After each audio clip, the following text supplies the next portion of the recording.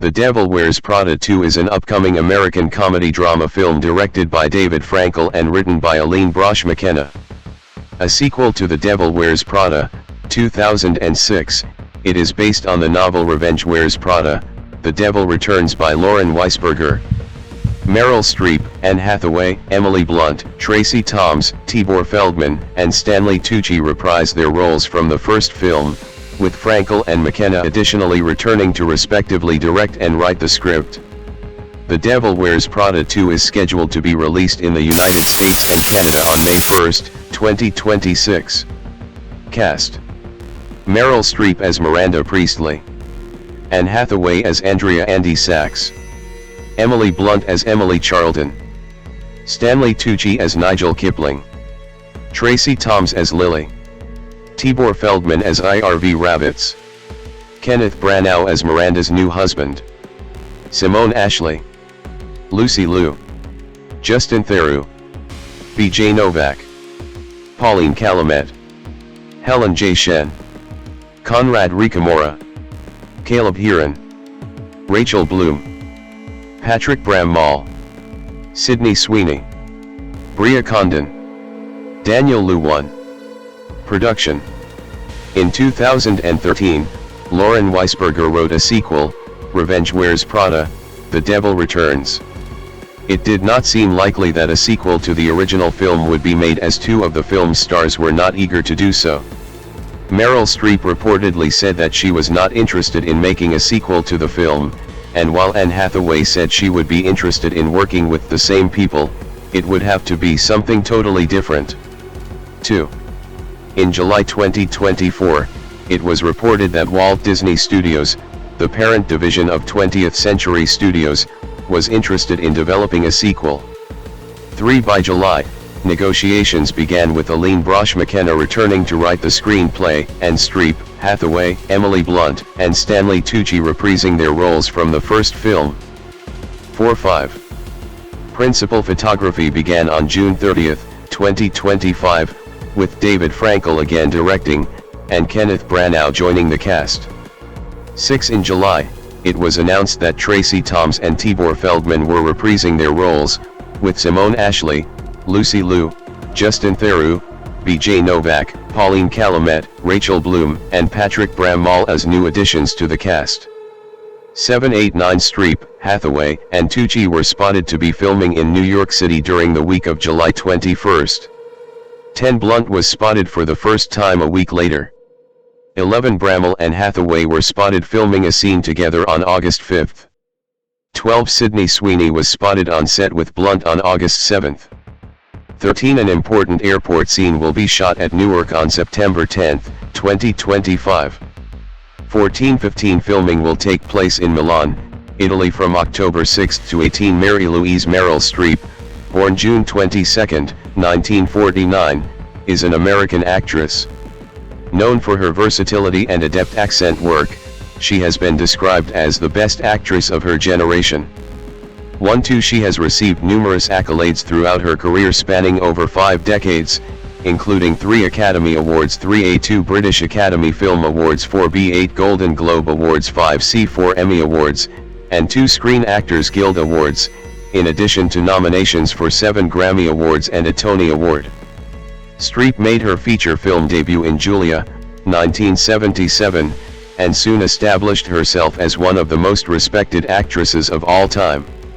She has received 3 Academy Awards, the first for Best Supporting Actress for playing a troubled wife in Kramer vs. Kramer, 1979, followed by 2 Best Actress wins for playing a Holocaust survivor in Sophie's Choice, 1982, and Margaret Thatcher in The Iron Lady, 2011.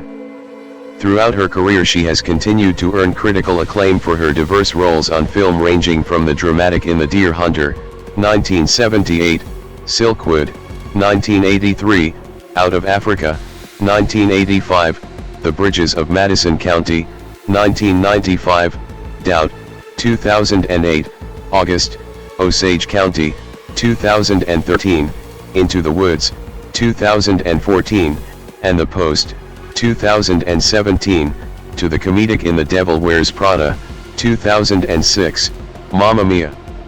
2008, Julie and Julia, It's Complicated, both 2009, and Florence Foster Jenkins, 2016. She was also featured in Woody Allen's comedy drama Manhattan, 1979. On stage, Streep made her debut in 1975 in Trelawney of the Wells, and the following year she received a nomination for the Tony Award for Best Featured Actress in a Play for a double bill production of 27 Wagons Full of Cotton and A Memory of Two Mondays. For her work on television, Streep has won 4 Emmy Awards, including Primetime Emmys for her acting roles in the miniseries Holocaust, 1978, and Angels in America, 2003. She has also taken roles in the HBO drama series Big Little Lies, 2019, and the Hulu comedy mystery series Only Murders in the Building, 2023-24. Streep has been the recipient of many honorary awards, including an honorary César in 2003, the AFI Life Achievement Award in 2004, a gala tribute from the Film Society of Lincoln Center in 2008, the Kennedy Center Honor in 2011, an honorary Golden Bear in 2012, the Golden Globe Cecil B. DeMille Award in 2017, and the honorary Palme d'Or in 2024. President Barack Obama awarded her the National Medal of Arts in 2010 and the Presidential Medal of Freedom in 2014. In 2003, the French government made her a Commander of the Order of Arts and Letters. 8. Early life and education. Streep as a cheerleader at Bernard's High School, 1966. Mary Louise Streep was born on June 22, 1949, in Summit, New Jersey, to artist Mary Wilkinson Streep and pharmaceutical executive Harry William Streep Jr. She has 2 younger brothers, Harry William Streep III and Dana David Streep, both actors. Streep's mother, whom she has compared in both appearance and manner to Dame Judi Dench, strongly encouraged her daughter and instilled confidence in her from a very young age. Streep said, "She was a mentor because she said to me, 'Meryl, you're capable. You're so great.' She was saying, 'You can do whatever you put your mind to. If you're lazy, you're not going to get it done. But if you put your mind to it, you can do anything.' And I believed her." Although she was naturally more introverted than her mother, when she later needed an injection of confidence in adulthood, she would consult her mother at times for advice. 12. Streep was raised as a Presbyterian 13 in Basking Ridge, New Jersey, and attended Cedar Hill Elementary School and the Oak Street School, which was a junior high school at that time. In her junior high debut, she starred as Louise Heller in the play The Family Upstairs. 14 in 1963, the family moved to Bernardsville, New Jersey, where she attended Bernards High School. 15 Author Karina Longworth described her as a gawky kid with glasses and frizzy hair, yet noted that she liked to show off in front of the camera in family home movies from a young age. 16 At age 12, Streep was selected to sing at a school recital, leading to her having opera lessons from Estelle Liebling. Despite her talent, she later remarked, "I was singing something I didn't feel and understand. That was an important lesson not to do that. To find the thing that I could feel through." 16. She quit after 4 years. Streep had many Catholic school friends, and regularly attended Mass. 17 She was a high school cheerleader for the Bernards High School Mountaineers. She was also chosen as the homecoming queen her senior year. 18. Streep as a senior in high school, 1966. Although Streep appeared in numerous school plays during her high school years, she was uninterested in serious theater until acting in the play Miss Julie at Vassar College in 1969, in which she gained attention across the campus. 19 Vassar drama professor Clinton J. Atkinson noted, "I don't think anyone ever taught Meryl acting. She really taught herself." 19. Streep demonstrated an early ability to mimic accents and to quickly memorize her lines. She received her of in drama 20 cum laude in 1971, before applying for an MFA from the Yale School of Drama. At Yale, she supplemented her course fees by working as a waitress and typist, and appeared in over a dozen stage productions per year. At one point, she became overworked and developed ulcers, so she contemplated quitting acting and switching to study law. 19 Streep played a variety of roles on stage. 21 From Helena in A Midsummer Night's Dream to an 80-year-old woman in a wheelchair in a comedy written by then unknown playwrights Christopher Durang and Albert Inoredo. 22-23 She was a student of choreographer Carmen de Laval-Lade, whom she introduced at the 2017 Kennedy Center Honors. 24 Another of her teachers was Robert Lewis, a co-founder of the Actors Studio. Streep disapproved of some of the acting exercises she was asked to do, remarking that one professor taught the emotional recall technique by delving into personal lives in a way she found obnoxious. 25-26 She received her MFA in drama from Yale in 1975. 27-28 She also enrolled as a visiting student at Dartmouth College in 1970, and received an honorary Doctor of Arts degree from the college in 1981. 28. Career. 1970s, early work and breakthrough. Streep started her career acting in numerous productions with the Public Theatre. One of Streep's first professional jobs in 1975 was at the Eugene O'Neill Theatre Center's National Playwrights Conference, during which she acted in 5 plays over 6 weeks. She moved to New York City in 1975, and was cast by Joseph Papp in a production of Trelawney of the Wells at the Vivian Beaumont Theatre, opposite Mandy Patinkin and John Lithgow. 25 She went on to appear in 5 more roles in her first year in New York, including in Papp's New York Shakespeare Festival productions of Henry V, The Taming of the Shrew with Raoul Julia, and Measure for Measure opposite Sam Waterston and John Cazale. 29 She entered into a relationship with Cazale at this time, and resided with him until his death 3 years later. 25 She starred in the musical Happy End on Broadway, and won an Obie for her performance in the off-Broadway play Alice at the Palace. 30. Although Streep had not aspired to become a film actor, Robert De Niro's performance in Taxi Driver, 1976, had a profound impact on her. She said to herself, "That's the kind of actor I want to be when I grow up." 25 Streep began auditioning for film roles, and underwent an unsuccessful audition for the lead role in Dino De Laurentiis' remake of the action-adventure King Kong, which was released in 1976. De Laurentiis, referring to Streep as she stood before him, said in Italian to his son, "This is so ugly. Why did you bring me this?" 16. Unknown to Laurentiis, Streep understood Italian, and she remarked, "I'm very sorry that I'm not as beautiful as I should be, but, you know, this is it. This is what you get." 19. She continued to work on Broadway, appearing in the 1976 double bill of Tennessee Williams' 27 Wagons Full of Cotton and Arthur Miller's A Memory of Two Mondays. She received a Tony Award nomination for Best Featured Actress in a Play. 31 Streep's other Broadway credits include Anton Chekhov's The Cherry Orchard and the Bertolt Brecht Kurt Weill musical Happy End, in which she had originally appeared off-Broadway at the Chelsea Theatre Center. She received Drama Desk Award nominations for both productions. 32. Streep's first feature film role came opposite Jane Fonda in the 1977 film Julia, in which she had a small role during a flashback sequence. Most of her scenes were edited out, but the brief time on screen horrified the actress. "I had a bad wig and they took the words from the scene I shot with Jane and put them in my mouth in a different scene. I thought, I've made a terrible mistake, no more movies. I hate this business." 25. However, Streep stated in 2015 that Fonda had a lasting influence on her as an actress, and credited her with opening probably more doors than I probably even know about.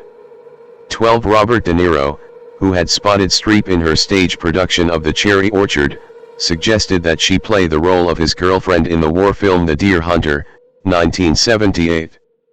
33. Cazale, who had been diagnosed with lung cancer 34, was also cast in the film, and Streep took on the role of a vague, stock girlfriend to remain with Cazale for the duration of filming. 35, 36, 37 Longworth notes that Streep made a case for female empowerment by playing a woman to whom empowerment was a foreign concept, a normal lady from an average American small town, for whom subservience was the only thing she knew. 38 Pauline Kael, who later became a strong critic of Streep, remarked that she was a real beauty who brought much freshness to the film with her performance. 39 The film's success exposed Streep to a wider audience and earned her a nomination for the Academy Award for Best Supporting Actress. 40. Streep in 1977. In the 1978 miniseries Holocaust, Streep played the leading role of a German woman married to a Jewish artist played by James Woods in Nazi-era Germany. She found the material to be unrelentingly noble and professed to have taken on the role for financial gain. 41 Streep traveled to Germany and Austria for filming while Cazale remained in New York. Upon her return, Streep found that Cazale's illness had progressed, and she nursed him until his death on March 12, 1978. 42:37 With an estimated audience of 109 million, Holocaust brought a wider degree of public recognition to Streep, who found herself on the verge of national visibility. She won the Primetime Emmy Award for Outstanding Lead Actress in a Miniseries or a Movie for her performance. 43 Despite the award's success, Streep was still not enthusiastic towards her film career and preferred acting on stage. 44. She played the supporting role of Leela in Wendy Wasserstein's Uncommon Women and Others in a May 1978 Theater in America television production for PBS's Great Performances. 45 She replaced Glenn Close, who played the role in the off-Broadway production at the Phoenix Theater. 46 Hoping to divert herself from the grief of Cazale's death, Streep accepted a role in The Seduction of Joe Tynan, 1979, as the chirpy love interest of Alan Alda, later commenting that she played it on automatic pilot. She performed the role of Catherine in The Taming of the Shrew for Shakespeare in the Park. That same year she played a supporting role as the former girlfriend turned lesbian in Manhattan, 1979, for Woody Allen. Streep later said that Allen did not provide her with a complete script, giving her only the 6 pages of her own scenes. 47 And did not permit her to improvise a word of her dialogue. 48 Vincent Canby of the New York Times described her performance as being beautifully played. 49. In the drama Kramer vs. Kramer, Streep was cast opposite Dustin Hoffman as an unhappily married woman who abandons her husband and child. Streep thought that the script portrayed the female character as too evil and insisted that it was not representative of real women who faced marriage breakdown and child custody battles. The makers agreed with her, and the script was revised. 50 In preparing for the part, Streep spoke to her own mother about her life as a wife with a career. 51 And frequented the Upper East Side neighborhood in which the film was set, watching the interactions between parents and children. 50 The director Robert Benton allowed Streep to write her own dialogue in 2 key scenes, despite some objection from Hoffman, who hated her guts at first. 52 D. Hoffman and producer Stanley R. Jaffe later spoke of Streep's tirelessness, with Hoffman commenting, "She's extraordinarily hard-working, to the extent that she's obsessive. I think that she thinks about nothing else, but what she's doing." 53. The film was controversial among feminists, but it was a role which film critic Stephen Farber believed displayed Streep's own emotional intensity, writing that she was one of the rare performers who can imbue the most routine moments with a hint of mystery. 54. For the film, Streep won both the Golden Globe Award and the Academy Award for Best Supporting Actress, which she famously left in the ladies' room after giving her speech. 55-56 She received awards from the Los Angeles Film Critics Association, 57 National Board of Review and National Society of Film Critics for her collective work in her 3 film releases of 1979. 58-59 Both The Deer Hunter and Kramer vs. Kramer were major commercial successes and were consecutive winners of the Academy Award for Best Picture. 60-61. 1980s, Rise to Prominence. In 1979, Streep began workshopping Alice in Concert, a musical version of Alice's Adventures in Wonderland, with writer and composer Elizabeth Swados and director Joseph Papp. The show was put on at New York's Public Theater from December 1980. Frank Rich of the New York Times referred to Streep as the production's one wonder, but questioned why she devoted so much energy to it. 44 By 1980, Streep had progressed to leading roles in films. She was featured on the cover of Newsweek magazine with the headline "A Star for the ADS." Jack Kroll commented, "There's a sense of mystery in her acting, she doesn't simply imitate, although she's a great mimic in private. She transmits a sense of danger, a primal unease lying just below the surface of normal behavior." 62. Streep denounced her fervent media coverage at the time as excessive hype. 62. The story within a story drama The French Lieutenant's Woman, 1981, was Streep's first leading role. The film paired Streep with Jeremy Irons as contemporary actors, telling their modern story, as well as the Victorian-era drama they were performing. Streep developed an English accent for the part, but considered herself a misfit for the role. "I couldn't help wishing that I was more beautiful." 63-62. A New York Magazine article commented that, while many female stars of the past had cultivated a singular identity in their films, Streep was a chameleon, willing to play any type of role. 65. Streep was awarded a BAFTA Award for Best Actress in a Leading Role for her work. 66. The following year, she reunited with Robert Benton for the psychological thriller, Still of the Night, 1982, co-starring Roy Scheider and Jessica Tandy. Vincent Canby, writing for the New York Times, noted that the film was an homage to the works of Alfred Hitchcock, but that one of its main weaknesses was a lack of chemistry between Streep and Scheider, concluding that Streep is stunning, but she's not on screen anywhere near long enough. 67. Greater success came later in the year when Streep starred in the drama Sophie's Choice, also 1982, portraying a Polish survivor of Auschwitz caught in a love triangle between a young naive writer, Peter MacNicol, and a Jewish intellectual, Kevin Kline. Streep's emotional dramatic performance and her apparent mastery of a Polish accent drew praise. 68. William Starrin wrote the novel with Ursula Andress in mind for the role of Sophie, but Streep was determined to get the role. 69. Streep filmed the choice scene in one take and refused to do it again, finding it extremely painful and emotionally exhausting.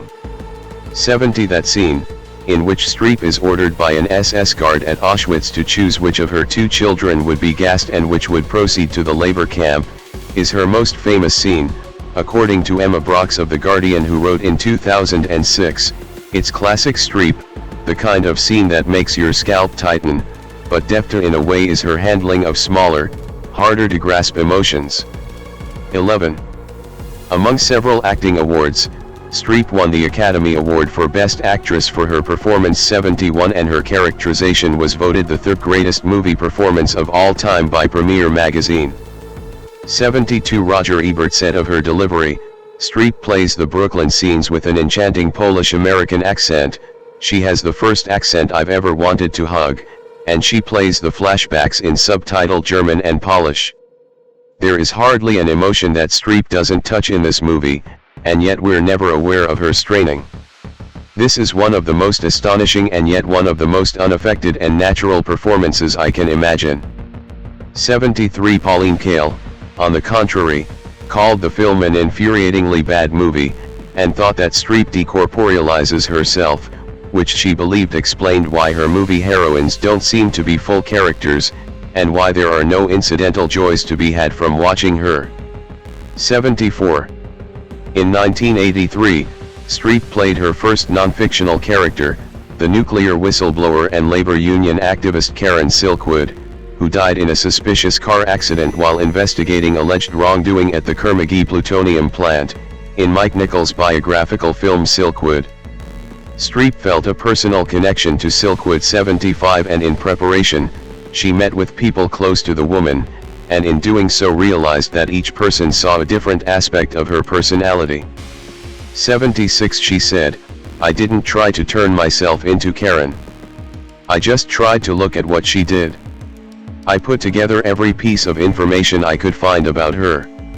What I finally did was look at the events in her life, and try to understand her from the inside. 76 Jack Kroll of Newsweek considered Streep's characterization to have been brilliant, while Silkwood's boyfriend Drew Stevens expressed approval in that Streep had played Karen as a human being rather than a myth, despite Karen's father Bill thinking that Streep and the film had dumbed his daughter down. Pauline Kael believed that Streep had been miscast. 77. Streep next played opposite Robert De Niro in the romance Falling in Love, 1984, which was poorly received, and portrayed a fighter for the French resistance during World War II in the British drama Plenty, 1985, adapted from the play by David Hare. For the latter, Roger Ebert wrote that she conveyed great subtlety. It is hard to play an unbalanced, neurotic, self-destructive woman, and do it with such gentleness and charm. Streep creates a whole character around a woman who could have simply been a catalog of symptoms. 78. In 2008, Molly Haskell praised Streep's performance in Plenty, believing it to be one of Streep's most difficult and ambiguous films and most feminist role. 79. Longworth considers Streep's next release, Out of Africa, 1985, to have established her as a Hollywood superstar. In the film, Streep starred as the Danish writer Karen Blixen, opposite Robert Redford's Dennis Finch Hatton. Director Sidney Pollack was initially dubious about Streep in the role, as he did not think she was sexy enough, and had considered Jane Seymour for the part. Pollack recalls that Streep impressed him in a different way. She was so direct, so honest, so without bullshit. There was no shielding between her and me. 80. Streep and Pollack often clashed during the 101-day shoot in Kenya, particularly over Blixen's voice. Streep had spent much time listening to tapes of Blixen, and began speaking in an old-fashioned and aristocratic fashion, which Pollack thought excessive. 81. A significant commercial success, the film won a Golden Globe for Best Picture. 82. It also earned Streep another Academy Award nomination for Best Actress, and the film ultimately won Best Picture. Film critic Stanley Kaufman praised her performance, writing Meryl Streep is back in top form. This means her performance in Out of Africa is at the highest level of acting in film today. 83. Streep in 1989.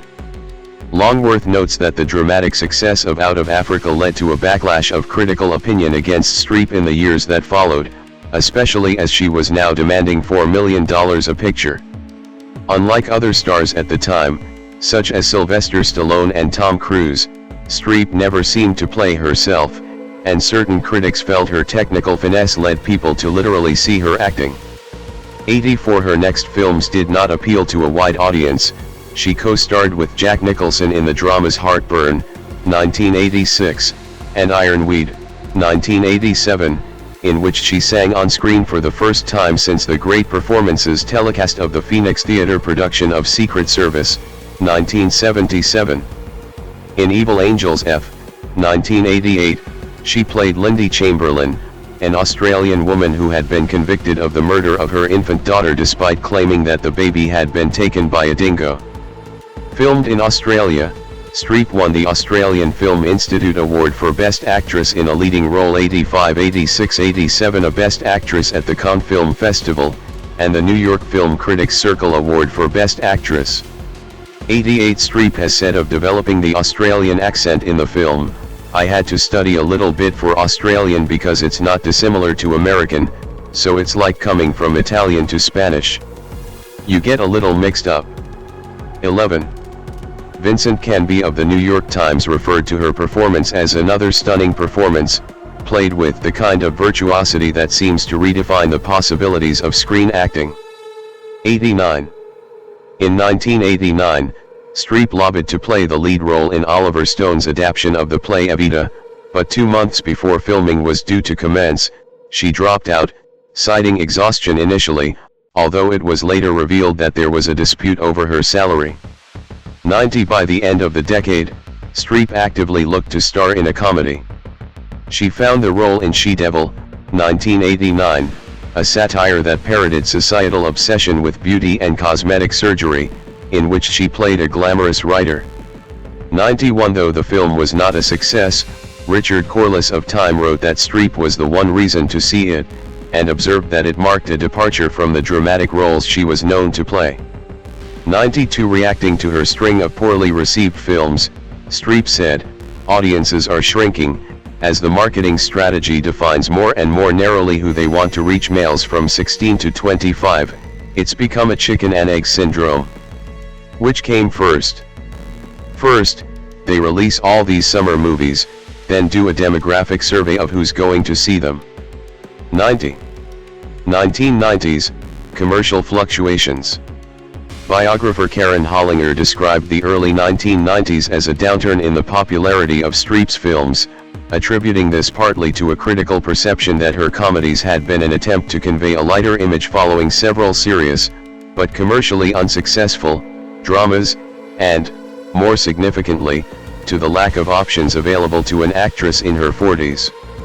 93. Streep commented that she had limited her options by her preference to work in Los Angeles, close to her family. 93. A situation that she had anticipated in a 1981 interview when she commented, "By the time an actress hits her mid-40s, no one's interested in her anymore. And if you want to fit a couple of babies into that schedule as well, you've got to pick your parts with great care." 65. At the Screen Actors Guild National Women's Conference in 1990, Streep keynoted the first national event, emphasizing the decline in women's work opportunities, pay parity, and role models within the film industry. 94. She criticized the film industry for downplaying the importance of women both on screen and off. 88. Streep at the 32nd Grammy Awards in 1990. After roles in the comedy-drama Postcards from the Edge, 1990, and the comedy fantasy Defending Your Life, 1991, Streep starred with Goldie Hawn in the farcical black comedy, Death Becomes Her, 1992, with Bruce Willis as their co-star. Streep persuaded writer David Kirk to rewrite several of the scenes, particularly the one in which her character has an affair with a younger man, which she believed was unrealistically male in its conception. The 7-month shoot was the longest of Streep's career, during which she got into character by thinking about being slightly pissed off all of the time. 95. Due to Streep's allergies to numerous cosmetics, special prosthetics had to be designed to age her by 10 years to look 54, although Streep believed that they made her look nearer 70. 96. Longworth considers Death Becomes Her to have been the most physical performance Streep had yet committed to screen, all broad weeping, smirking, and eye-rolling. 97. Although it was a commercial success, earning $15.1 million in just 5 days, Streep's contribution to comedy was generally not taken well by critics. 98 times Richard Corliss wrote approvingly of Streep's Wicked Witch routine but dismissed the film as she-devil with a makeover and one which hates women. 99. Streep later admitted to having disliked filming the scenes involving heavy special effects, and vowed never to work again on a film with heavy special effects. 100. Streep appeared with Jeremy Irons, Glenn Close and Winona Ryder in The House of the Spirits, 1993, set in Chile during Augusto Pinochet's dictatorship. The film was not well received by critics. 101. Anthony Lane of The New Yorker wrote, "This is really quite an achievement. It brings together Jeremy Irons, Meryl Streep, Winona Ryder, Antonio Banderas, and Vanessa Redgrave and ensures that, without exception, they all give their worst performances ever." 101. The following year, Streep starred in The River Wild, as the mother of children on a whitewater rafting trip who encounter two violent criminals, Kevin Bacon and John C. Reilly, in the wilderness. Though critical reaction was generally mixed, Peter Travers of Rolling Stone found her to be strong, sassy, and looser than she has ever been on screen. 102. Streep's most successful film of the decade was the romantic drama The Bridges of Madison County, 1995, directed by Clint Eastwood, who adapted the film from Robert James Waller's novel of the same name. 103. It relates the story of Robert Kincaid, Eastwood, a photographer working for National Geographic, who has a love affair with a middle-aged Italian farm wife Francesca Streep. Though Streep disliked the novel it was based on, she found the script to be a special opportunity for an actress her age. 104 She gained weight for the part and dressed differently from the character in the book to emulate voluptuous Italian film stars such as Sophia Loren. Both Loren and Anna Magnani were an influence in her portrayal, and Streep viewed Pier Paolo Pasolini's Mamma Roma, 1962, prior to filming. 105 The film was a box office hit and grossed over $70 million in the United States. 106 The film, unlike the novel, was warmly received by critics. Janet Maslin of the New York Times wrote that Eastwood had managed to create a moving, elegiac love story at the heart of Mr. Waller's self-congratulatory overkill, while Joe Morgenstern of the Wall Street Journal described it as one of the most pleasurable films in recent memory. 106 Longworth believes that Streep's performance was crucial to transforming what could have been a weak soap opera into a vibrant work of historical fiction implicitly critiquing post-war America's stifling culture of domesticity. 107 She considers it to have been the role in which Streep became arguably the first middle-aged actress to be taken seriously by Hollywood as a romantic heroine. 108 Streep played the estranged sister of Bessie, Diane Keaton, a woman battling leukemia, in Marvin's Room, 1996, an adaptation of the play by Scott McPherson. Streep recommended Keaton for the role. 109 Roger Ebert stated that, Streep and Keaton, in their different styles, find ways to make Lee and Bessie into much more than the expression of their problems. 110 The film was well received, and Streep earned another Golden Globe nomination for her performance. 56 Streep's performance in First Do No Harm, 1997, garnered her a second Emmy Award nomination for Outstanding Lead Actress, Miniseries or a Movie. In 1998, Streep first appeared opposite Michael Gambon and Catherine McCormack in Pat O'Connor's Dancing at Lough Neagh, another Broadway adaptation, which was entered into the Venice Film Festival in its year of release. 111 Janet Maslin of the New York Times remarked that Meryl Streep has made many a grand acting gesture in her career, but the way she simply peers out a window in Dancing at Lough Neagh ranks with the best. Everything the viewer need know about Kate Mundy, the woman she plays here, is written on that prim, lonely face and its flabbergasted gaze. 112 Later that year, she played a housewife dying of cancer in One True Thing. The film met with positive reviews. Mick LaSalle in the San Francisco Chronicle declared, after One True Thing, critics who persist in the fiction that Streep is a cold and technical actress will need to get their heads examined. She is so instinctive and natural, so thoroughly in the moment and operating on flights of inspiration, that she's able to give us a woman who's at once wildly idiosyncratic and utterly believable. 113 Los Angeles Times film critic Kenneth Turan noted that her role is one of the least self-consciously dramatic and surface-showy of her career, but she adds a level of honesty and reality that makes her performance one of her most moving. 114 Streep portrayed Roberta Guaspari in the music drama Music of the Heart, 1999. Streep received nominations for an Academy Award, a Golden Globe and a Screen Actors Guild Award for her performance. Roger Ebert wrote, Meryl Streep is known for her mastery of accents, she may be the most versatile speaker in the movies.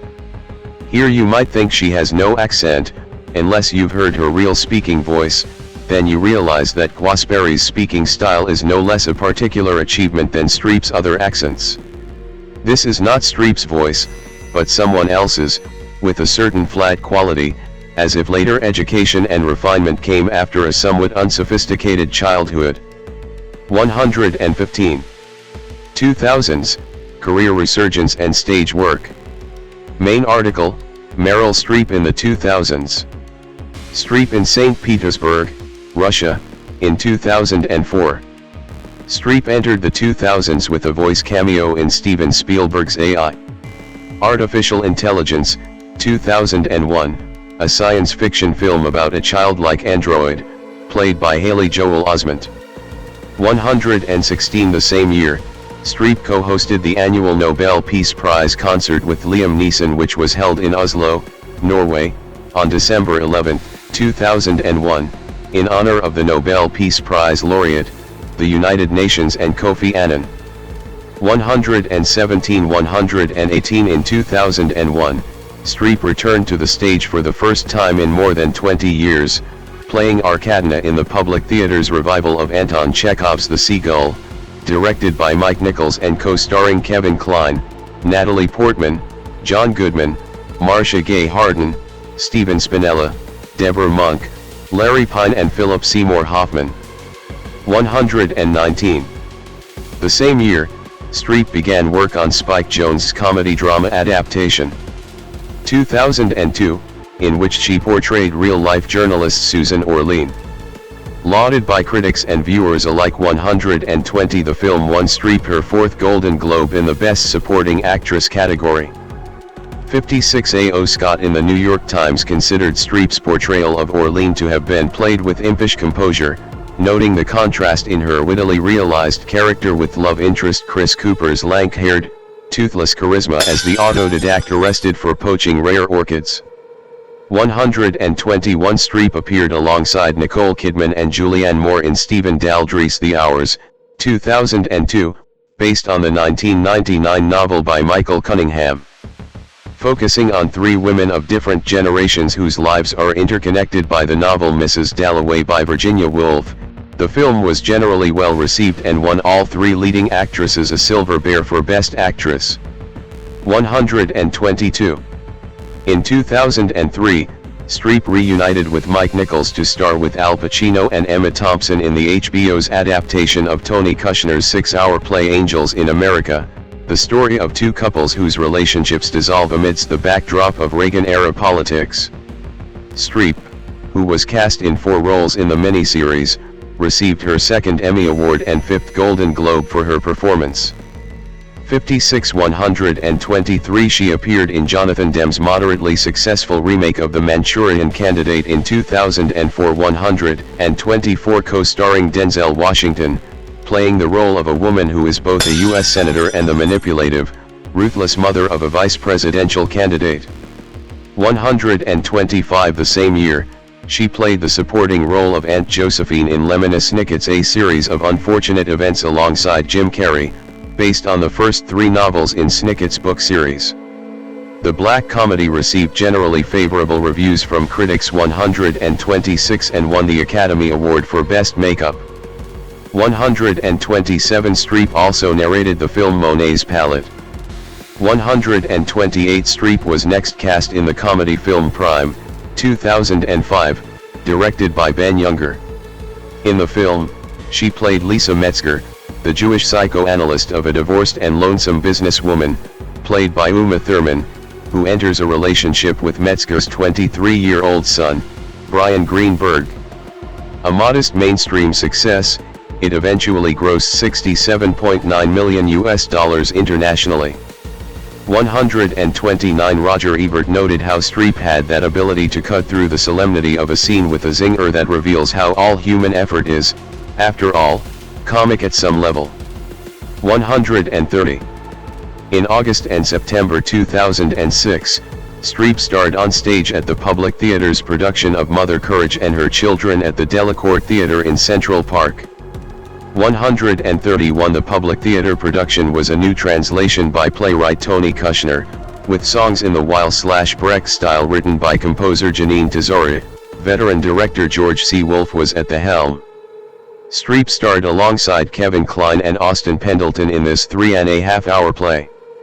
132 Around the same time, Streep, along with Lily Tomlin, portrayed the last 2 members of what was once a popular family country music act in Robert Altman's final film A Prairie Home Companion, 2006. A comedic ensemble piece featuring Lindsay Lohan, Tommy Lee Jones, Kevin Kline, and Woody Harrelson, the film revolves around the behind-the-scenes activities at the long-running public radio show of the same name. The film grossed more than $26 million, the majority of which came from domestic markets. 133. Streep, right, at the Venice premiere of The Devil Wears Prada in 2006. Commercially, Streep fared better with the role in The Devil Wears Prada, also 2006, a loose screen adaptation of Lauren Weisberger's 2003 novel of the same name. Streep portrayed the powerful and demanding Miranda Priestley, fashion magazine editor, and boss of a recent college graduate played by Anne Hathaway. Though the overall film received mixed reviews, her portrayal of what Ebert calls the poised and imperious Miranda, 134 drew rave reviews from critics, and earned her many award nominations, including her record-setting 14th Oscar bid, as well as another Golden Globe. 136. On its commercial release, the film became Streep's biggest commercial success to this point, grossing more than $326.5 million worldwide. 137. She portrayed a wealthy university patron in Chen Shizheng's much-delayed feature drama Dark Matter, a film about a Chinese science graduate student who becomes violent after dealing with academic politics at a U.S. university. Inspired by the events of the 1991 University of Iowa shooting, 138 and initially scheduled for a 2007 release, producers and investors decided to shelve Dark Matter out of respect for the victims of the Virginia Tech shooting in April 2007. 139. The drama received negative to mixed reviews upon its limited 2008 release. 140. Streep played a U.S. government official who investigates an Egyptian foreign national suspected of terrorism in the political thriller Rendition, 2007, directed by Gavin Hood. 141. Keen to get involved in a thriller film, Streep welcomed the opportunity to star in a film genre for which she was not usually offered scripts, and immediately signed on to the project. 142. Upon its release, Rendition was less commercially successful, 143, and received mixed reviews. 144. Streep at the 2008 San Sebastian International Film Festival. In this period, Streep had a short role alongside Vanessa Redgrave, Glenn Close, and her eldest daughter Mamie Gummer in Lejos Kultai's drama film Evening, 2007, based on the 1998 novel of the same name by Susan Minot. Switching between the present and the past, it tells the story of a bedridden woman, who remembers her tumultuous life in the mid-1950s. 145. The film was released to a lukewarm reaction from critics, who called it beautifully filmed, but decidedly dull and a colossal waste of a talented cast. 146. She had a role in Robert Redford's Lions for Lambs, also 2007, a film about the connection between a platoon of United States soldiers in Afghanistan, a U.S. senator, a reporter, and a California college professor. Like Evening, critics felt that the talent of the cast was wasted, and that it suffered from slow pacing, although one critic announced that Streep positively stood out, being natural, unforced, quietly powerful, in comparison to Redford's forced performance. 147. Streep found major commercial success when she starred in Phil Little Lloyd's Mamma Mia. 2008, a film adaptation of the musical of the same name, based on the songs of Swedish pop group ABBA.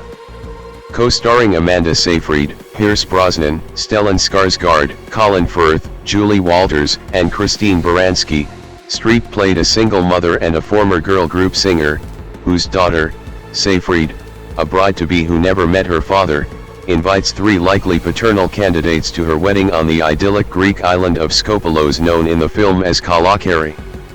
148. An instant box office success, Mamma Mia became Streep's highest-grossing film to date, with box office receipts of $602.60 million, 149, also ranking it first among the highest-grossing musical films. 150. Nominated for another Golden Globe, Streep's performance was generally well received by critics, with Wesley Morris of the Boston Globe commenting, "The greatest actor in American movies has finally become a movie star." 151. Doubt, also 2008, features Streep with Philip Seymour Hoffman, Amy Adams, and Viola Davis. A drama revolving around the stern principal nun, Streep, of a Bronx Catholic school in 1964 who brings accusations of pedophilia against a popular priest, Hoffman. The film became a moderate box office success 152 and was hailed by many critics as one of the best films of 2008. The film received 5 Academy Awards nominations, for its 4 lead actors and for John Patrick Shanley's script. 153 Ebert, who awarded the film the full 4 stars, highlighted Streep's caricature of a nun, who hates all inroads of the modern world. 154 While Kelly Vance of the East Bay Express remarked, "It's thrilling to see a pro like Streep step into an already wildly exaggerated role, and then ramp it up a few notches just for the sheer hell of it." Grim, red-eyed, deathly pale Sister Aloysius may be the scariest nun of all time. 155. Streep with Alec Baldwin and Josh Wood at the 2009 Screen Actors Guild Awards. In 2009, Streep played Chef Julia Child in Nora Ephron's Julie and Julia, co-starring with Stanley Tucci, and again with Amy Adams. Tucci and Streep had worked together earlier in Devil Wears Prada. The first major motion picture based on a blog, Julie and Julia contrasts the life of Child in the early years of her culinary career with the life of young New Yorker Julie Powell Adams, who aspires to cook all 524 recipes in Child's cookbook Mastering the Art of French Cooking. 156 Longworth believes her caricature of Julia Child was quite possibly the biggest performance of her career, while also drawing on her own experience to bring lived-in truth to the story of a late bloomer. 107 In Nancy Meyers' romantic comedy It's Complicated, also 2009, Streep starred with Alec Baldwin and Steve Martin.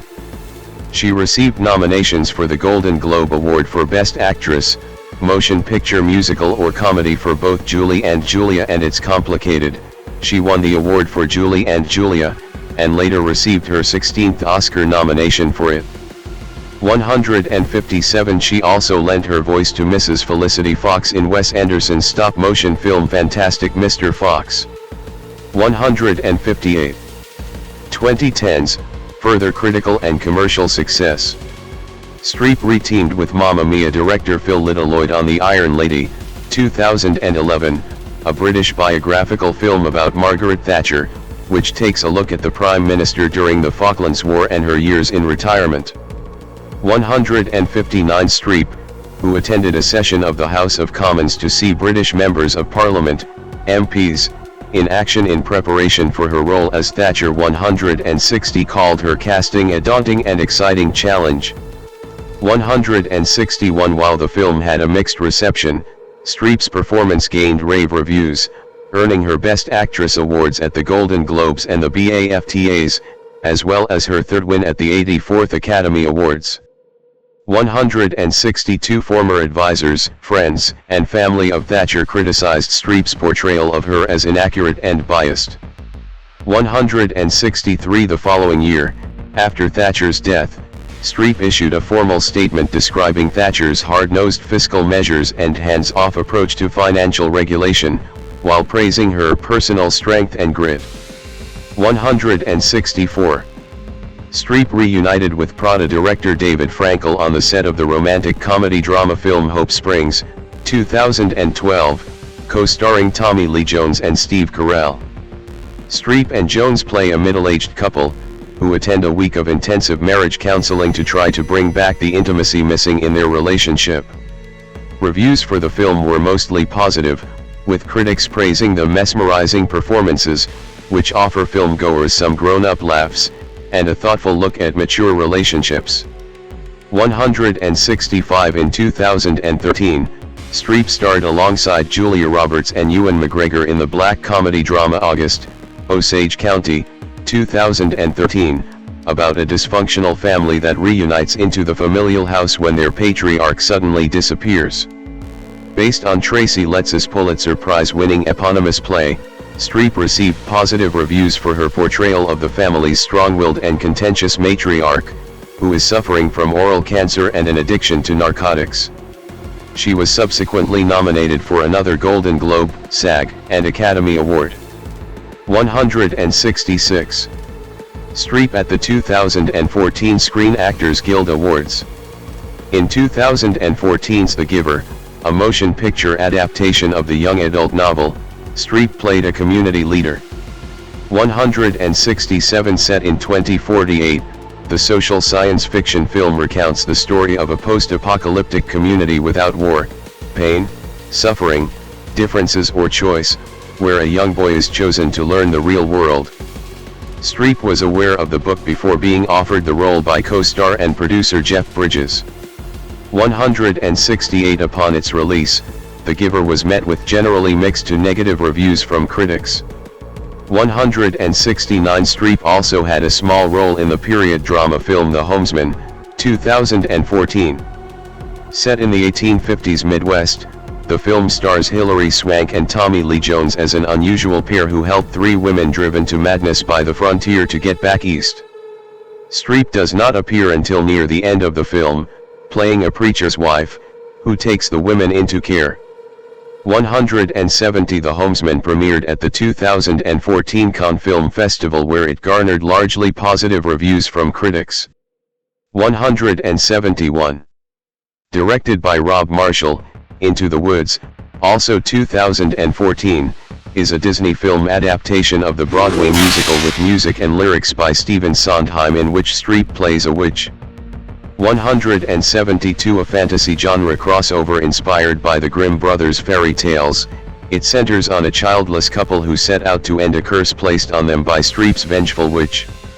173. 174. Though the film was dismissed by some critics such as Mark Kermode as irritating naffness, 175. Streep's performance earned her Academy Award, Golden Globe, SAG, and Critics' Choice Award nominations for Best Supporting Actress.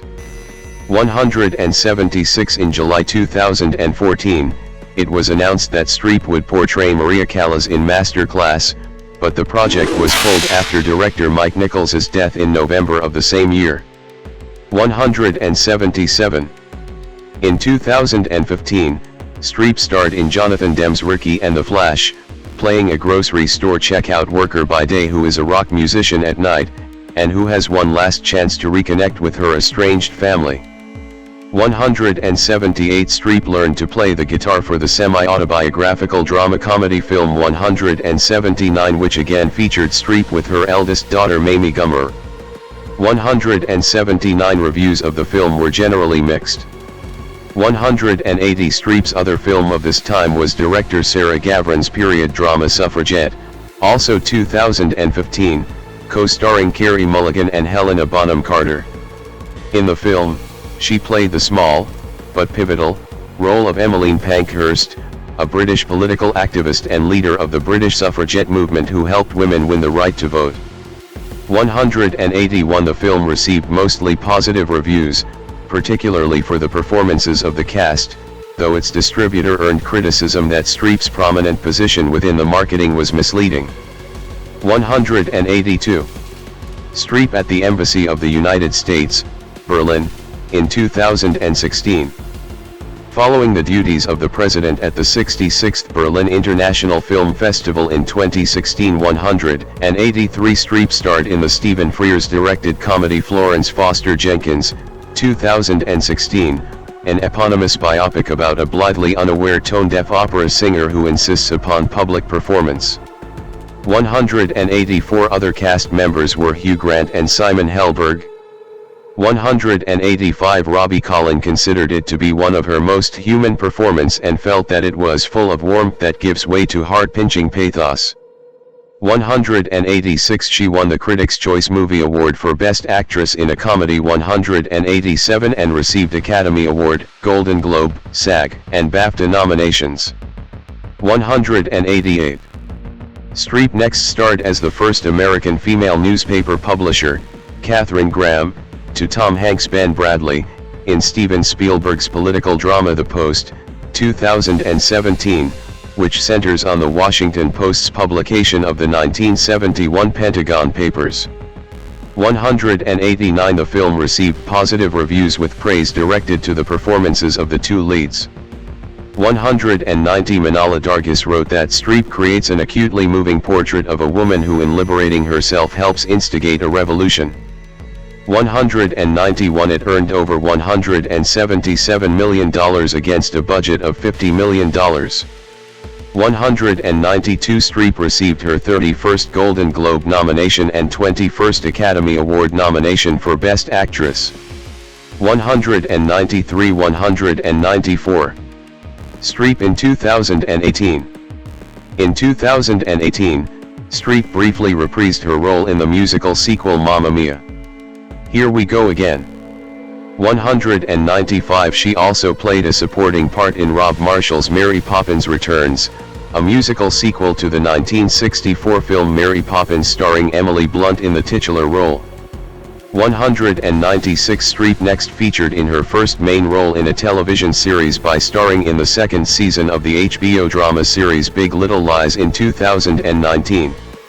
She took on the part of Mary Louise Wright, the mother-in-law of Nicole Kidman's character. 197. Liana Moriarty, author of the novel of the same name, on which the first season is based, wrote a 200-page novella that served as the basis for the second season. Moriarty decided to name the new character Mary Louise, after Streep's legal name. Streep subsequently agreed to the part without reading a script for the first time in her career. 198. Writing for the BBC, Karen James labeled her performance delicious and wily and found her to be the embodiment of a passive-aggressive granny. 199. She received an Emmy nomination for the show. The same year, Streep then starred in the Steven Soderbergh-directed biographical comedy The Laundromat, about the Panama Papers, opposite Gary Oldman and Antonio Banderas. It was the first movie distributed by Netflix in which Streep starred. 200. She also played Aunt March in Greta Gerwig's Little Women, co-starring with Saoirse Ronan, Emma Watson, Florence Pugh, Timothy Chalamet, and Laura Dern. 201. David Rooney of The Hollywood Reporter praised Streep's performance, writing, "Streep is clearly having a ball as the imperious snob who snorts with disapproval, and does her best to hide her affection for her nieces behind her narrowed gaze and all-purpose disdain." 202. The film received critical acclaim and grossed over $218 million against its $40 million budget. 203. 204. 2020s, streaming and theatrical projects. In 2020, she voiced a role in the Apple TV Plus animated short film Here We Are, Notes for Living on Planet Earth.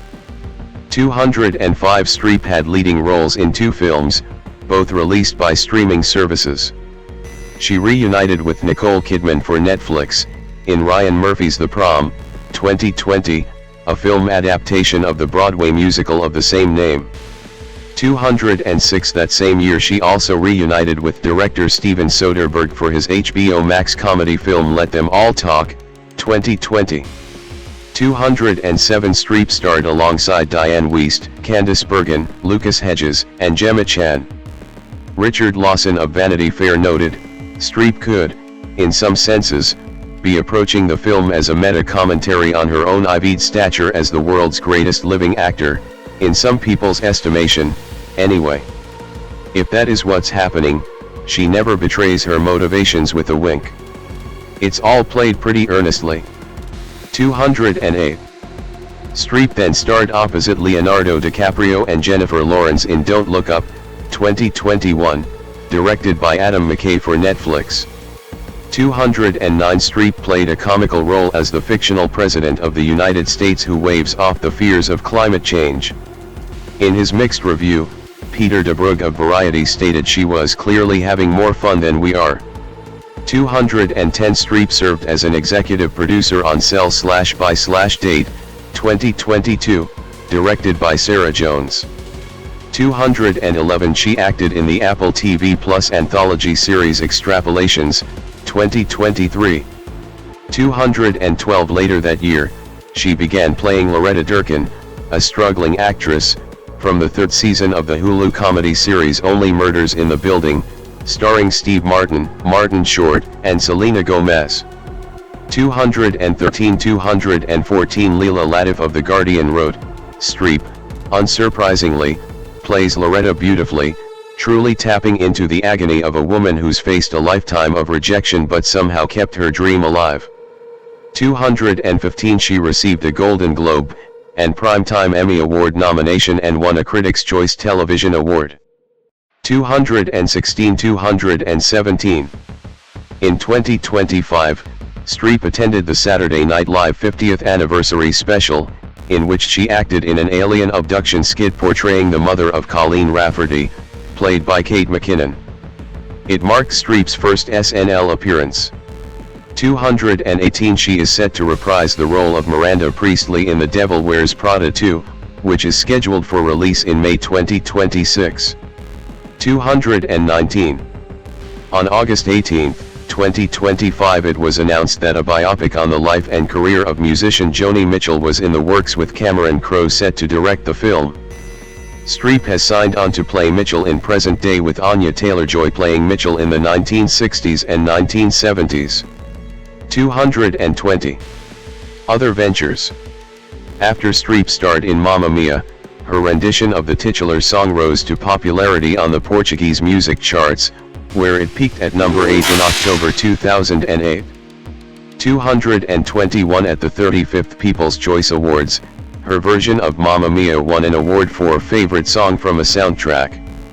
222 In 2008, Streep was nominated for a Grammy Award, her fifth nomination, for her work on the Mamma Mia soundtrack. 223 Streep has narrated numerous audiobooks, including 3 by children's book author William Steig, Bray Irene, Spinky Sulks, and the one and only Shrek.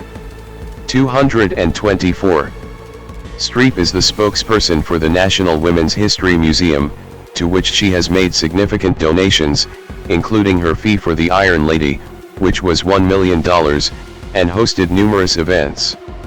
225 On October 4, 2012, Streep donated $1 million to the Public Theater in honor of both its late founder, Joseph Papp, and her friend, the author Nora Ephron. 226 She also supports Gucci's Chime for Change campaign that aims to spread female empowerment. 227 In 2014, Streep established 2 scholarships for students at the University of Massachusetts Lowell, the Meryl Streep Endowed Scholarship for English Majors, and the Joan Hertzberg Endowed Scholarship, named for Streep's former classmate at Vassar College, for math majors.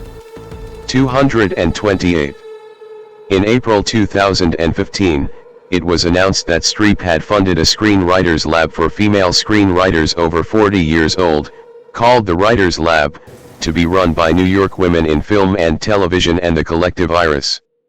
229 The lab was the only one of its kind in the world for female screenwriters over 40 years old.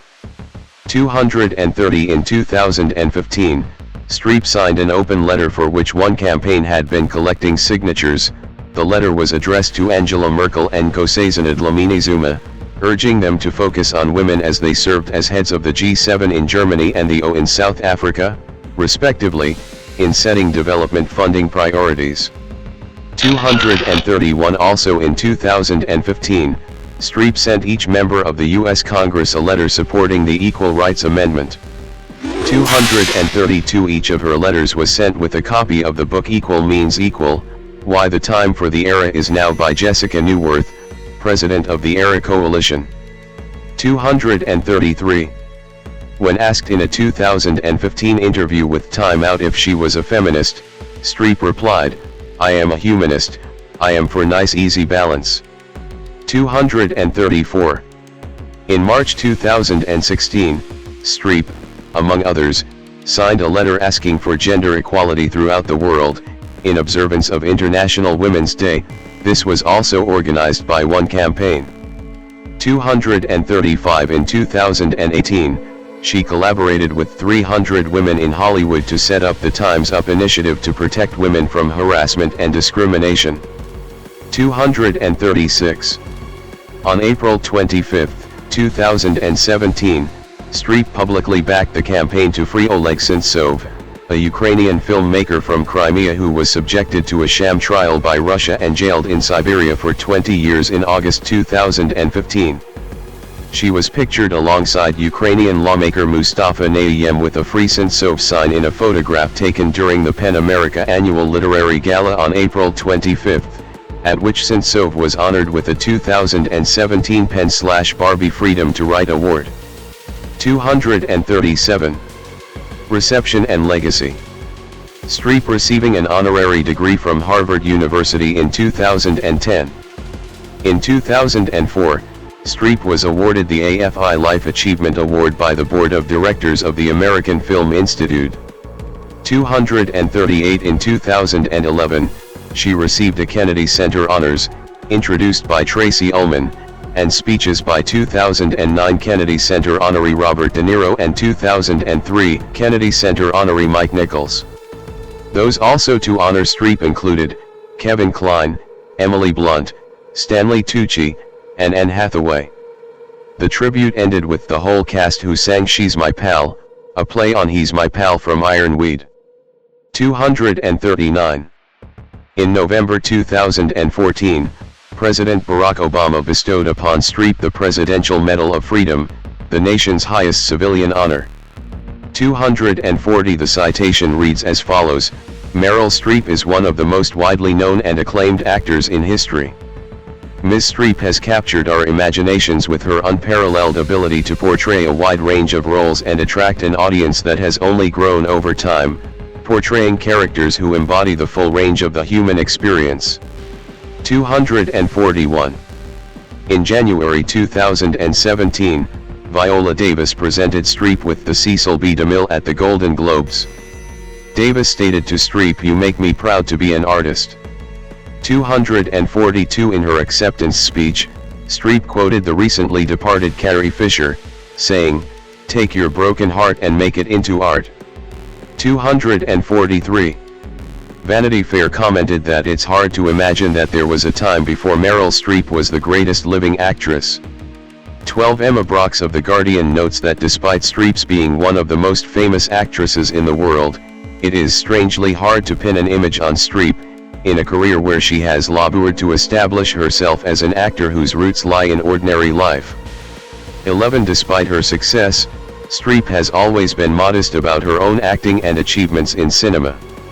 She has stated that she has no particular method when it comes to acting, learning from the days of her early studies that she cannot articulate her practice.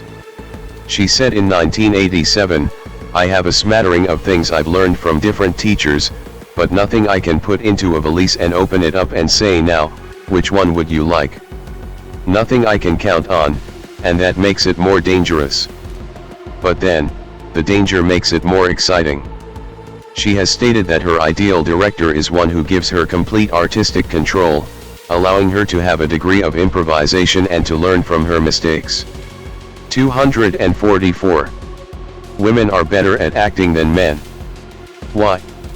Because we have to be.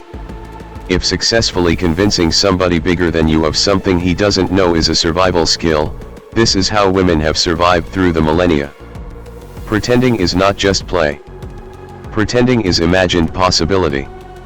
Pretending or acting is a very valuable life skill, and we all do it. All the time. Streep on acting. 16.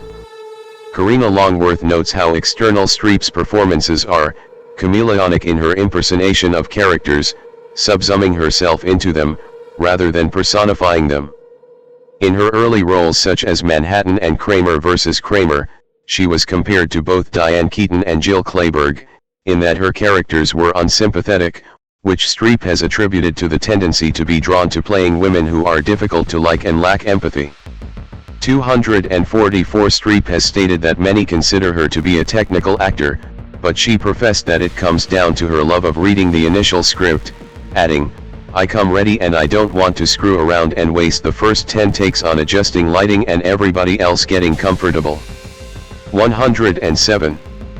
Mike Nichols, who directed Streep in Silkwood, Heartburn, Postcards from the Edge, and Angels in America, praised Streep's ability to transform herself into her characters, remarking that, in every role, she becomes a totally new human being.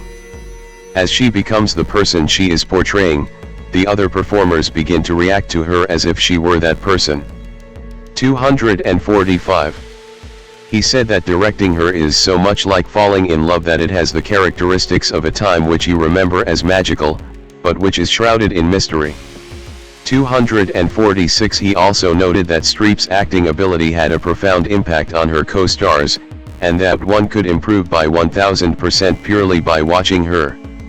245. Longworth believes that in nearly every film, Streep has sly infused a feminist point of view in her portrayals.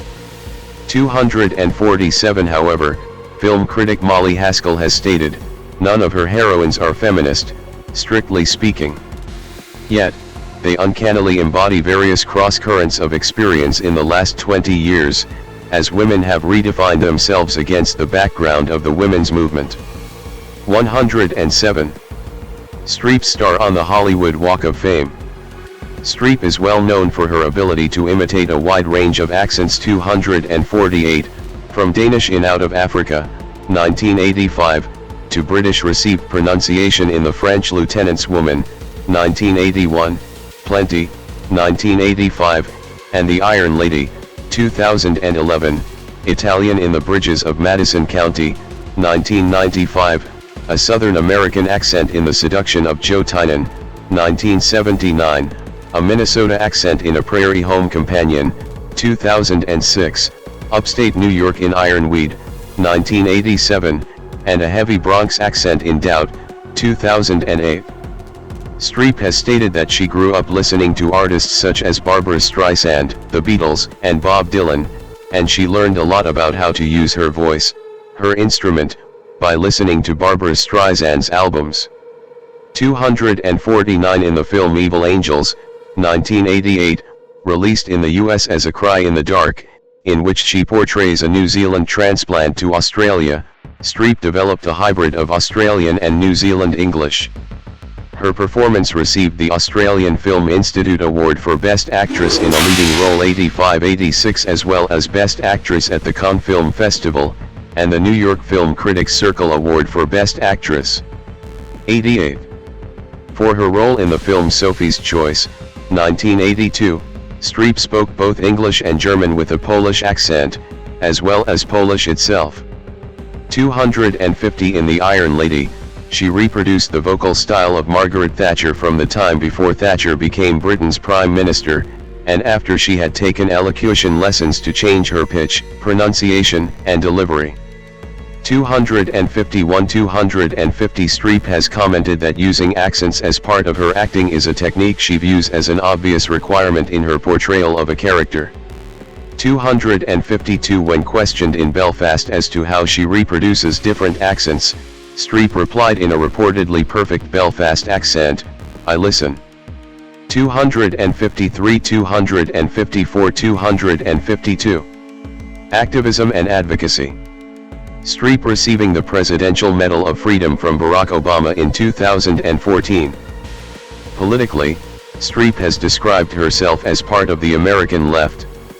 255. She gave a speech at the 2016 Democratic National Convention in support of presidential nominee Hillary Clinton. 256. In January 2017, Streep was honored with the Cecil B. DeMille Award for Lifetime Achievement at the 74th Golden Globe Awards, during which she delivered a predominantly political speech that implicitly criticized President-elect Donald Trump. She argued that Trump had a very strong platform and used it inappropriately to mock a disabled reporter, Serge F. Kovaleski, whom, in her words, Trump outranked in privilege, power, and the capacity to fight back. 257. Trump responded by calling Streep one of the most overrated actresses in Hollywood, and a Hillary flunky who lost big. 258. While promoting Suffragette in 2015, Streep accused the review aggregation website Rotten Tomatoes of disproportionately representing the opinions of male film critics, resulting in a skewed ratio that adversely affected the commercial performances of female-driven films. 259 in June 2023, Streep was reported as one of many A-list members of the SAG-AFTRA who signed a letter threatening to strike. 260. Personal life, relationships and family. Author Karina Longworth notes that despite her stardom, for decades Streep has managed to maintain a relatively normal personal life. 16. Streep lived with actor John Cazale in the 1970s, caring for him after his lung cancer diagnosis until he died in March 1978. 261. Streep said of his death, "I didn't get over it. I don't want to get over it. No matter what you do, the pain is always there in some recess of your mind, and it affects everything that happens afterwards. I think you can assimilate the pain and go on without making an obsession of it." 54. Streep married sculptor Don Gummer 6 months after Cazale's death. 262. They have 4 children, musician Henry Wolf Gummer, born 1979, and actresses Mary Wilhelmine Gummer, born 1983, Grace Jane Gummer, born 1986, and Louisa Jacobson Gummer, born 1991. 263. 264. In 1985, the family moved into a $1.8 million private estate in Connecticut and lived there until they bought a $3 million mansion in Brentwood, Los Angeles, in 1990. 265. They later moved back to Connecticut. 266. 267. In 2023, it was reported that Streep and Gummer had been separated for more than 6 years. They were publicly last seen together at the 90th Academy Awards in 2018. 268. Streep is the godmother of Billie Lourd, daughter of fellow actress and close friend Carrie Fisher. 269. Fisher wrote the screenplay for Streep's 1990 film Postcards from the Edge, based on Fisher's book. 270. Beliefs. When asked if religion plays a part in her life in 2009, Streep replied, "I follow no doctrine. I don't belong to a church or a temple or a synagogue or an ashram." 271. In an interview in December 2008, she alluded to her lack of religious belief when she said, "So, I've always been really, deeply interested because I think I can understand the solace that's available in the whole construct of religion. But I really don't believe in the power of prayer, or things would have been avoided that have happened, that are awful. So, it's a horrible position as an intelligent, emotional, yearning human being to sit outside of the available comfort there. But I just can't go there." 272. When asked where she draws consolation in the face of aging and death, Streep responded, "Consolation? I'm not sure I have it. I have a belief, I guess, in the power of the aggregate human attempt, the best of ourselves. In love and hope and optimism, you know, the magic things that seem inexplicable. Why we are the way we are. I do have a sense of trying to make things better. Where does that come from?" 272. Acting credits and awards. Main articles: Meryl Streep on screen and stage and list of awards and nominations received by Meryl Streep. One of the most prolific actresses of screen and stage since her career's inception in the late 1970s, Streep's most acclaimed and highest-grossing films, according to the review aggregator site Rotten Tomatoes, include Julia, 1977, The Deer Hunter, 1978, Kramer vs. Kramer, 1979, The French Lieutenant's Woman, 1981, Sophie's Choice, 1982, Silkwood, 1983, A Cry in the Dark, 1988, Comedy Postcards from the Edge, 1990, Defending Your Life, 1991, The Bridges of Madison County, 1995, Marvin's Room, 1996, Adaptation, 2002, The Devil Wears Prada, 2007, Mamma Mia, 2008, Fantastic Mr. Fox,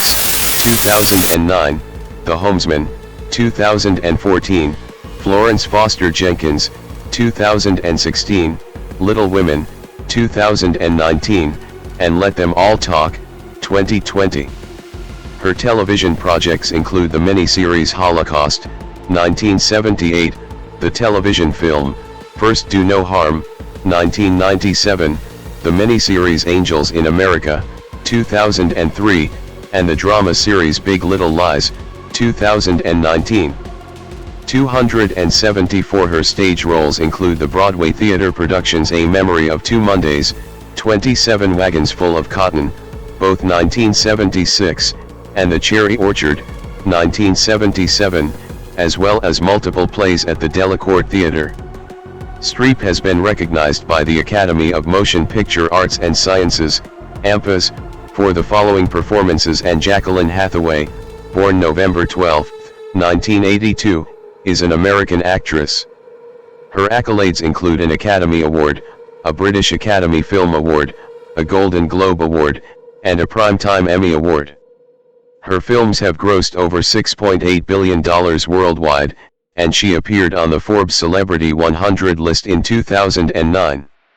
She was among the world's highest-paid actresses in 2015. Hathaway performed in several plays in high school. As a teenager, she was cast in the television series Get Real, 1999 to 2000, and made her breakthrough by playing the lead role in the Disney comedy The Princess Diaries, 2001.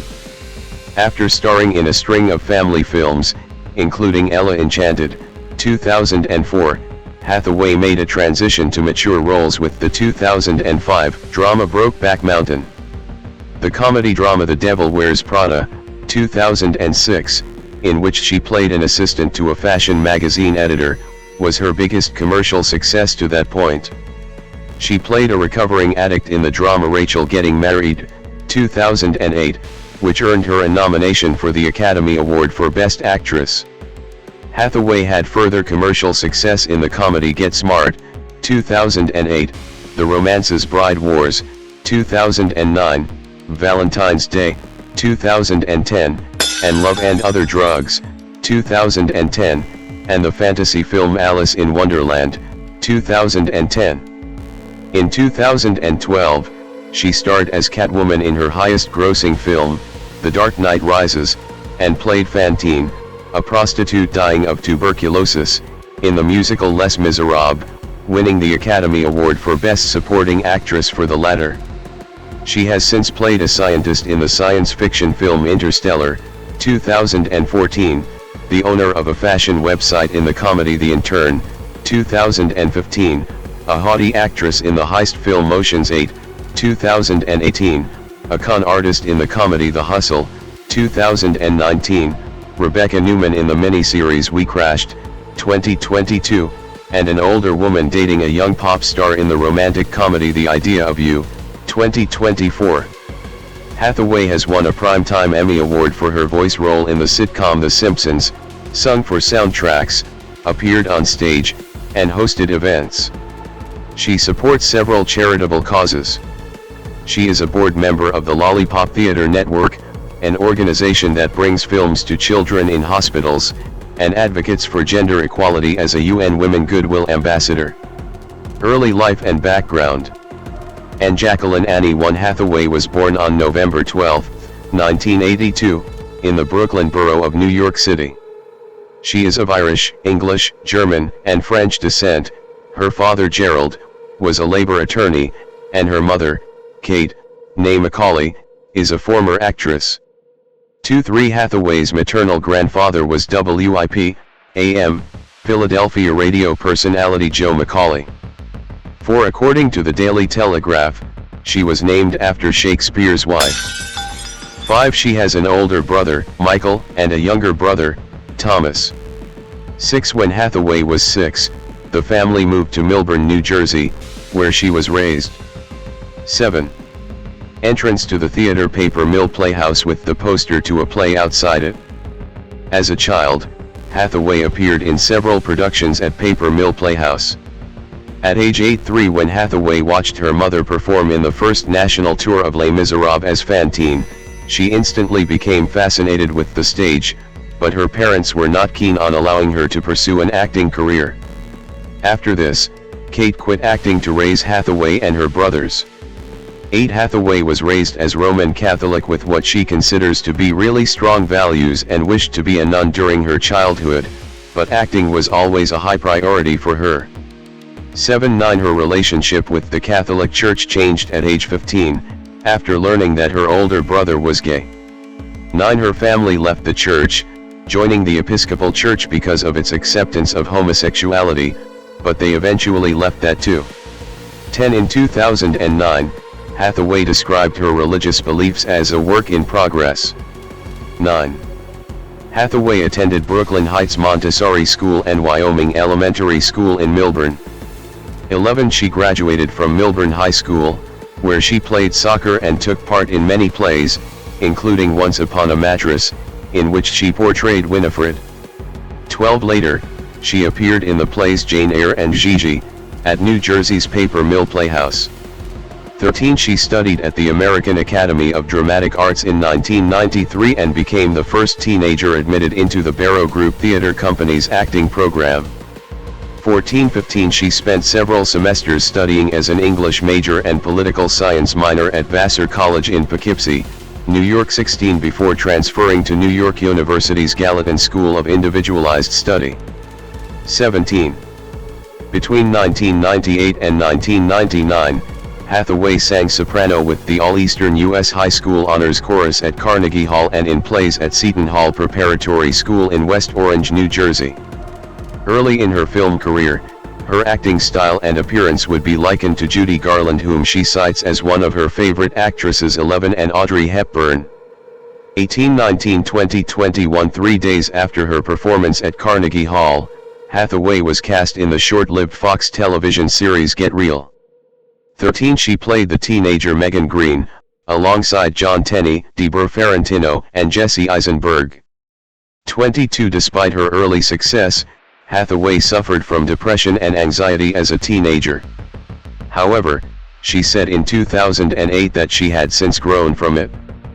5. She missed her first college semester for the filming of her cinematic debut, The Princess Diaries, 2001.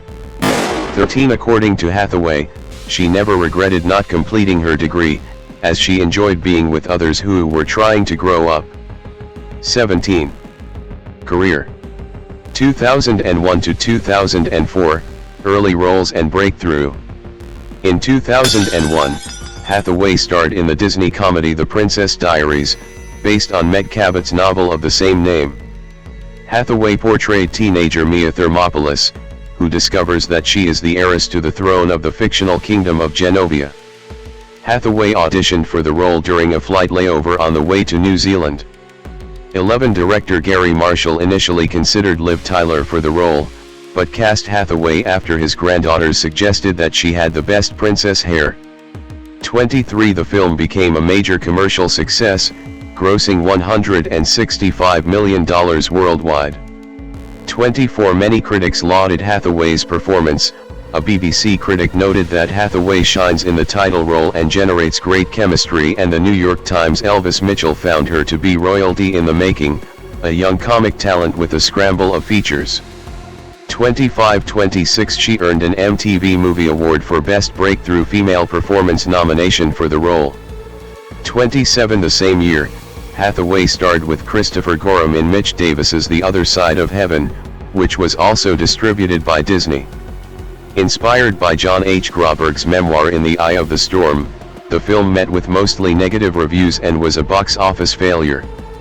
28.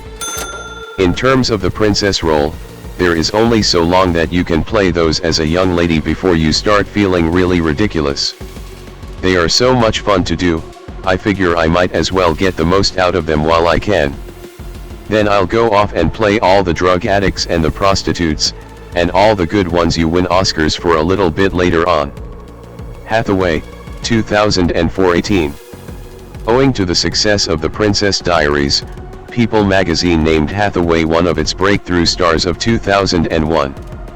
29. In February 2002, Hathaway starred in the City Center Encore's concert production of Carnival. In her New York City stage debut, She was cast as Lily, an optimistic orphan who falls in love with a magician. Before rehearsing with the full cast, Hathaway trained with a vocal coach for 2 weeks. She memorized almost all her lines and songs at the first read-through. 13 critics generally praised her for holding her own against well-known actors and heralded her as a new star. 13 In a positive review of the musical, Charles Isherwood of Variety called Hathaway the highlight of the show and remarkably unaffected and winning, praising her convincing performance. 30 She won a Clarence Derwent Award for Most Promising Female. 31 Later, Hathaway voiced the audiobook release of the first 3 books in the Princess Diaries novels. 32. Hathaway portrayed princesses and appeared in family-oriented films over the next 3 years, subsequently becoming known in mainstream media as a children's role model. 29 After voicing Haru Yoshioka for the English version of The Cat Returns, 2002, 33 She starred in Douglas McGrath's comedy drama Nicholas Nickleby, 2002, which opened to positive reviews. However, the film did not enter wide release and failed at the North American box office, totaling less than $4 million in ticket sales. 34 The fantasy romantic comedy Ella Enchanted, 2004, in which Hathaway played the titular character, also performed poorly at the box office. 35 She had first read the book on which the film is based when she was 16, and stated that the script was originally much closer to the source material but did not work as a film, and therefore preferred the picture the way it turned out. 18 It opened to mostly mixed reviews. 36 Hathaway sang 3 songs on the film's soundtrack, including a duet with singer Jesse McCartney. 37. In 2003, Hathaway turned down the role of Christine Daff for Joel Schumacher's The Phantom of the Opera, 2004, because the production schedule of the film overlapped with The Princess Diaries 2, Royal Engagement, 2004. 31 She was initially hesitant and nervous about starring in the sequel, but agreed to it after Marshall convinced her that she was not repeating anything. 18 The film was released in August 2004 to negative reviews 38 but made $95.1 million against a $40 million budget. 39. 2005 to 2008, transition to adult roles and critical recognition. Hathaway began taking on adult roles to avoid typecasting. 29 Remarking that anybody who was a role model for children needs a reprieve, but noted that it's lovely to think that my audience is growing up with me. 40 After replacing Tara Strong for the voice role of Red Puckett in Hoodwinked, 41 She starred in the drama Havoc, 2005, as a spoiled socialite, appearing nude in some of its scenes. While the film was thematically different from her previous releases, Hathaway denied that her role was an attempt to be seen as a more mature actress, citing her belief that performing nudity in certain films is merely a part of what her chosen form of art demands of her. Because of this belief, she does not consider appearing nude in appropriate films to be morally objectionable. 42 The film was not released in theaters in the United States due to unfavorable critical reception. 43. In the 2005 drama Brokeback Mountain, which depicts the emotional and sexual relationship between 2 men married to women, Ennis Del Mar, played by Heath Ledger, and Jack Twist, played by Jake Gyllenhaal, Hathaway played Lorraine, the wife of Jack. The actress was originally sent the script with the part of Ennis' wife in mind, but decided to audition for Lorraine instead after she read it. 44 She lied during the audition about her knowledge of writing so that the director Ang Lee would cast her, but did subsequently take lessons. 45 The film received critical acclaim and several Academy Award nominations. 46 Peter Travers of Rolling Stone wrote that Hathaway excels at showing Lorraine's journey from cutie pie to hard case, and Todd McCarthy of Variety credited her for providing an entertaining contrast in wifely disappointment. 47-48 Hathaway stated that the content of Brokeback Mountain was more important than its award count, and that making the film made her more aware of the kind of stories she wanted to tell as an actor. 49 At this point, she realized that she wanted to play roles to move audiences or otherwise entertain them so much that they forget about their own lives. 5. A picture of Anne Hathaway looking into the camera. Hathaway at the 2007 Deauville American Film Festival. Hathaway starred in the comedy drama The Devil Wears Prada, 2006, based on Lauren Weisberger's novel of the same name, as a college graduate who becomes an assistant to a powerful fashion magazine editor, played by Meryl Streep. 7. She was the 9th choice for the part, citing this later as an inspiration for people to never give up. 50. And in preparation she volunteered for a few weeks as an assistant at an auction house. 51. She also followed a weight loss regimen, along with co-star Emily Blunt, which made them hungry and led to crying.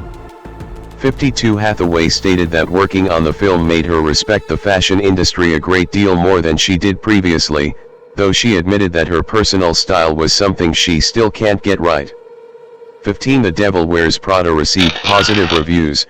Roger Ebert called Hathaway a great beauty, who makes a convincing career girl, and Rotten Tomatoes found Streep in top form and Anne Hathaway more than holding her own. 53-54. It proved to be her most widely seen film to that point, with a worldwide gross of over $326.5 million. 55. Originally cast in Knocked Up, Hathaway dropped out before production and was replaced with Katherine Heigl. This happened because, according to writer-director Judd Apatow, the actress was uncomfortable with the use of real footage of a woman in labor. 56. She believed it did not contribute to the film's story. 57. Her sole release in 2007 was the biographical romantic drama Becoming Jane, as the titular English author Jane Austen. 49. A fan of Austen since age 14, Hathaway prepared for the role by rereading Austen's books and conducting historical research, such as perusing the author's letters. She also learned sign language, calligraphy, dance choreography, and the piano. She moved to England a month before filming to improve her English accent. At 59. She received a British Independent Film Award for Best Actress nomination for the film 60, although some critics negatively focused on her accent and performance. 61. In October 2008, Hathaway hosted an episode of the NBC late-night sketch comedy Saturday Night Live. 62. She also starred in Peter Segal's film adaptation of Mel Brooks' television series Get Smart, in which she played Agent 99. Calling the role a childhood dream come true, Hathaway learned martial arts and dancing techniques in preparation. 40. While filming an action sequence, she split the flesh of her shin to the bone, which led to her receiving 15 stitches. 5. The film, centering on an analyst who dreams of becoming a real field agent and a better spy, was a financial success. 63. Hathaway's two other releases of 2008 were the drama Rachel Getting Married and the mystery thriller Passengers, the latter of which was a critical and commercial failure. 64. In Jonathan Demme's Rachel Getting Married, she starred as a young woman who, after being released from drug rehabilitation, returns home for her sister's wedding. Portraying a character she described as narcissistic, downright selfish, Hathaway garnered critical acclaim for her performance. 65. Peter Travers found her to be raw and riveting in the role, adding that she acts the hell out of it, achieving a state of sorrowful grace. 66. She received Academy Award and Golden Globe Award nominations for Best Actress. 65-67. 2009 to 2011, romantic comedies and hosting events. Hathaway starred in Bride Wars, 2009, which she described as hideously commercial, gloriously so. 68. The romantic comedy, in which she and Kate Hudson played two best friends who become rivals after their weddings are scheduled on the same day, was a critical failure. It was named among the 10 worst chick flicks in history by Time in 2010. 69. Despite this, the film was successful financially and earned Hathaway an MTV Movie Award for Best Female Performance nomination. 70-71. She played the heroine Viola in a summer 2009 production of Twelfth Night at the Delacorte Theater in New York City. Charles Isherwood opined that Hathaway dives smoothly and with obvious pleasure into the embrace of a cohesive ensemble cast. 72. For her portrayal of the role, she garnered a nomination for the Drama Desk Award for Outstanding Actress in a Play. 73 in 2010, she also won a Primetime Emmy Award for Outstanding Voiceover Performance for providing her voice for the episode Once Upon a Time in Springfield in The Simpsons. 74 Hathaway voiced different characters in Family Guy in 2010 and 2011. 75-76. In 2010, Hathaway appeared as a receptionist who dates a clerk, played by Topher Grace, in the ensemble romantic comedy Valentine's Day, directed by Gary Marshall. The film was a commercial success, grossing more than $215 million worldwide against a budget of $52 million. 77 Hathaway played the White Queen in Tim Burton's 2010 adaptation of the fantasy novels Alice's Adventures in Wonderland and Through the Looking Glass alongside Helena Bonham Carter and Johnny Depp. She summed up her character with a caption on a magnet of Happy Bunny holding a knife, "Cute but psycho. Things even out." 78. Hathaway described her interpretation of the White Queen as a punk rock vegan pacifist, drawing inspiration from Debbie Harry and the artwork of Dan Flavin. 79 Alice in Wonderland received mixed reviews from critics, who praised the film's visuals but criticized the lack of narrative coherence. 80 Commercially, it grossed $1 billion to become the second highest grossing film of 2010. 81. A bust shot of a young woman standing in a side view, her head turned to look to the camera. Her long hair is pulled back from her face and cascades down her back. She wears a black sleeveless dress with a gold trim around the back and under her arm. She wears jeweled silver floral-shaped earrings and smiles softly. There is a crowd of people, slightly out of focus, in the background. Hathaway at the Nobel Peace Prize concert in 2010, which she hosted with actor Denzel Washington. Hathaway reunited with Jake Gyllenhaal as a free-spirited artist with Parkinson's disease in Edward Zwick's erotic romantic comedy drama Love and Other Drugs, based on the non-fiction book Hard Sell, The Evolution of a Viagra Salesman by Jamie Reedy. For the role, she spent time with a Parkinson's patient to research the